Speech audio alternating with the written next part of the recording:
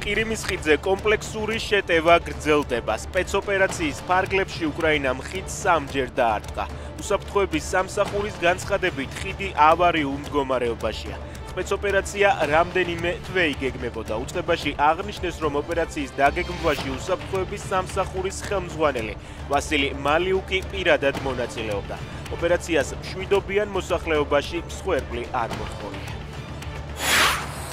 აფეთქებების ხმა ისმოდა უკრაინაში. მთელი ქვეყნის მასშტაბით საჰაერო განგაში იყო გამოცხადებული. არსებობდა საფრთხე, რომ რუსეთი ბალისტიკურ რაკეტას გამოიყენებდა.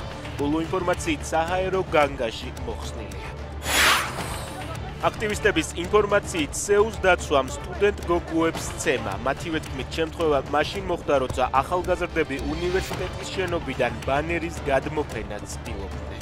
ვაიმე, ლაშები ბიჭო! სასაკეთებ გაგასხავს აკარუნხავ!